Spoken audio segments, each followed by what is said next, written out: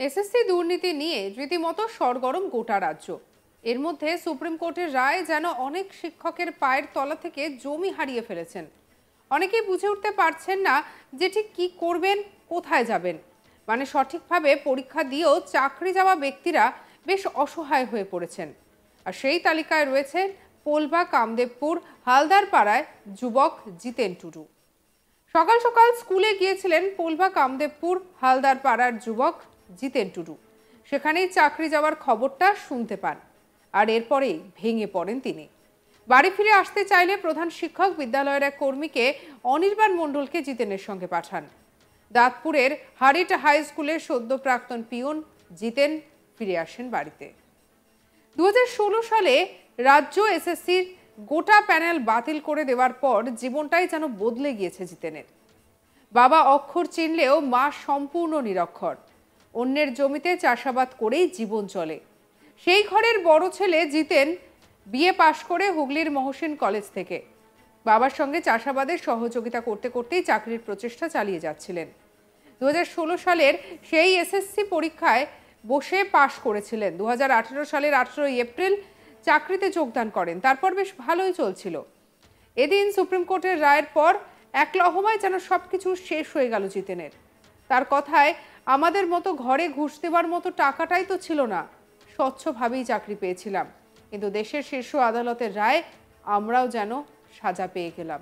কি বলছেন চাকরিহারা জিতেন টুডু, শুনবো। আমারটা পাচ্ছ না কেন? পাবে না, আমি এখানে দেখাচ্ছি।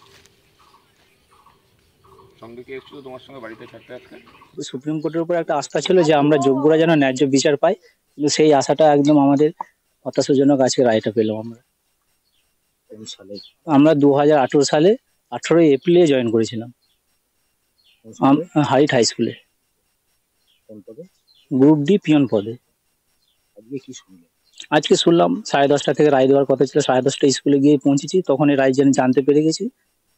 আর ভালো লাগেনি ওখানে, আর কি আর করবো, ওখানে সারাটা দিন থেকেও তো মন খারাপ লাগবে। তাই হেড স্যারকে বলে বাড়ি চলে এলাম। এই এক্সামও চলছিল, এক্সামের সমস্ত কাজগুলো মোটামুটি বুঝিয়ে দিয়ে চলে এলাম। এরকম একটা রায় পুরো প্যানেলটাই বাতিল করে, কি বলবো? এটা তো উচিত ছিল না। মানে যতই হোক, মানে সরকার পারলে সবকিছুই করতে পারতো। এসএসসির কাছে কি নথি নেই? সবই আছে। যে আমরা যে পরীক্ষা দিয়ে চাকরি পেলাম না, আমাদের কাছে সমস্ত ডকুমেন্টস আছে। যে যেমন ভাবে এসএসসি ওদের সাইটে আপলোড করেছিল, সেইভাবে আমাদের কাছে ওএমআর থেকে আরম্ভ করে কত কি নাম্বার পেয়েছি সবকিছুই আমাদের কাছে আছে। কিন্তু হ্যাঁ, যেমন 2016 সালে মানে মানে মানে ফর্ম ফিল আপ, মানে 17 সালে পরীক্ষা দিয়েছিলাম আমরা, আর 18তে রিক্রুটমেন্ট হয়েছে। একদম সরকারি যেভাবে নিয়ম পদ্ধতি ভাবে হয়েছে সেইভাবেই আমরা চাকরিতে জয়েন করেছি। বলছে তো দুর্নীতি হয়েছিল, দুর্নীতি হয়েছে সেটা তো আমরা কি করে জানবো? আমরা যেমন প্রসেসে পরীক্ষা হয়েছে সেই প্রসেস অনুযায়ী আমরা পরীক্ষা দিয়েছি। না, টাকা পয়সা, সত্যি কথা বলতে কিন্তু আমার কোনো টাকা পয়সা ছিল না যে টাকা পয়সা দিয়ে চাকরি করব, সেই অবস্থা আমার ছিল না। বাবা মা মাঠে ঘাটে কাজ করে, লোকের কাজ করে, সেখান থেকে আপনাকে তো মুখ দিকে তো চাকরি দেবে না ওরা। টাকা যখনই চাইবে নিশ্চয়ই 2-5 হাজার টাকা লাগবে না, ওদের লাখে লাখে টাকার ব্যাপার আছে। সেখানে আমাদের 1 টাকাও দিতে পারতাম না, সত্যি কথা বলতে। আর কোনো সোর্স ছিল না যে কারো কাছে গিয়ে যে চাকরি পাবো, কারো পায়ে হাতের পায়ে ধরে যে চাকরির ব্যবস্থা, সেই সুযোগটা আমার মানে সেরকম চ্যানেলও ছিল না আমার। যোগ্যতা অনুযায়ী হ্যাঁ, যেমন আমার যোগ্যতা সেইভাবে মানে গ্রুপ ডির পরীক্ষা দিয়েছিলাম, মানে চাকরি মানে পাসও করেছিলাম। বলছি না, আমার কাছে সমস্ত নথি আছে। মানে এসএসসি যেমন ভাবে মানে ওদের ওয়েবসাইটে আপলোড করেছিল, সেইভাবে সমস্ত ডকুমেন্টস আমাদের কাছে আছে। কত কি নাম্বার পেয়েছিলাম, ওএমআর পর্যন্ত সব ডাউনলোড করেছে। এসএসসি যখন ওএমআর গুলো মানে ওদের সাইটে আপলোড করেছে, নিশ্চয়ই ওরা মানে আমাদের গুলো মানে আপলোড করে দিয়েছে। সেইভাবে আমার নামের সাথে ওএমআর পুরো মিল আছে। আর হচ্ছে আপনার মানে আমরা যে প্রশ্নপত্র পর্যন্ত রাখা আছে। হয়তো কিছু মানুষের জন্য আজ সব মানুষকে হ্যাঁ, অবশ্যই কিছু মানুষের জন্য আমাদের সবাই। জিতেনের বাবা বিশ্বনাথ টুডু কি বলছেন, শোনাবো। আমাদের আর কি আর সচ্ছল হবে? ওই তো যা মাইনে তো এই দিচ্ছিল, যাক ছেলেটা চাকরি পেয়েছে, এই যা কাজ করলে ওদেরটা সংসারটা চলে যাবে, এই আমরা ভেবেছি। সেটাও আজ হারাতে হলো। হ্যাঁ, সেটাও জানাতে হলো।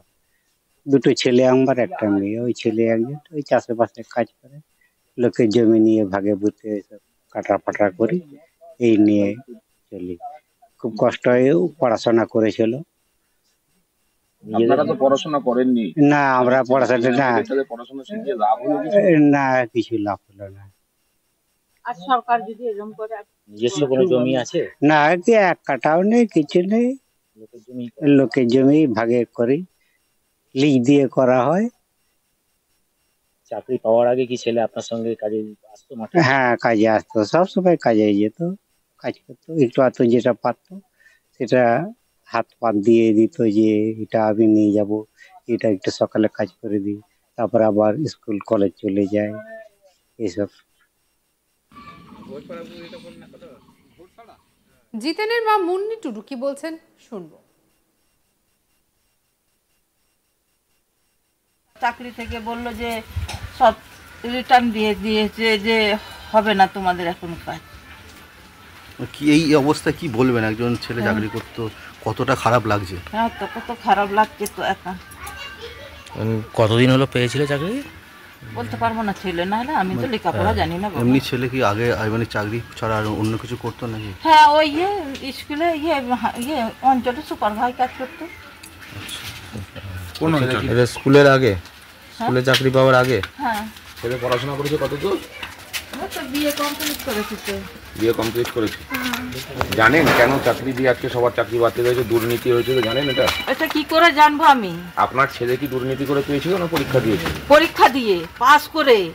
তাহলে কি বলবেন? মানে আপনার ছেলে দুর্নীতি করলো না চাকরি না, পেয়ে গেল? দুর্নীতি করে চাকরি পায়নি আমার ছেলে। আমার ছেলে পরীক্ষা পাস করেছে, আর 1 টাকাও খরচা করিনি, যে চাকরিতে ঢুকেছে ঘুষ দিয়ে, সে টাকাও আমরা দিইনি। আমার ছেলে বলেছে, মা আমি টাকা ঘুষ দিয়ে চাকরি করবো না, আমরা গরিব মানুষ কোথায় পাবো, আমরা এই যে বাড়ি করেছি খেটেই করেছি। তারপরে চাকরি যে পাওয়ার পরে একটু ও সাহায্য করেছিল। আচ্ছা, কি বলবেন? নিরপরাধ হয়েও সাজা পেতে হলো? হ্যাঁ, তাই তো। বিয়ে থা করেছেন? হ্যাঁ, 2টো ছেলে তো। দুটো বাচ্চা আছে? হ্যাঁ, একটা মেয়ে একটা ছেলে। কত বয়স বাচ্চাগুলো? একটা তো ওই ছেলে বেরোলো, আর একটা মেয়ে এই 1.5 বছর হয়নি। কে কে আছে বাড়িতে মোট?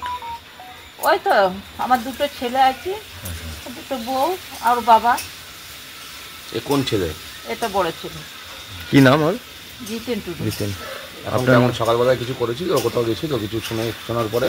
না, আমি তো জানি না, আমি তো চলে গেছি কাজে, মাঠে কাজ করি। এবার মাঠে চলে গেছি, এসে শুনছি আমি, তারপরে মনটা যেন কিরম হয়ে গেল আমার। এসে মনটা খারাপ লাগছে। এসে আমাকে বলছে, তুই স্কুল যাসনি আজকে? মা আজকে থেকে বলছে চাকরিতে জয়েন হবে না, তোমাদের ছুটি দিয়ে দিয়েছে। তো কিসে? বলছে হ্যাঁ সরকার বলছে যে ছুটি দিয়ে দিয়েছে। সঙ্গে রাখুন আজ তাক বাংলার ইউটিউব চ্যানেলকে। অন্যান্য খবরের জন্য লাইক করুন, শেয়ার করুন, সাবস্ক্রাইব করুন। এছাড়াও হোয়াটসঅ্যাপে ফলো করতে ভুলবেন না।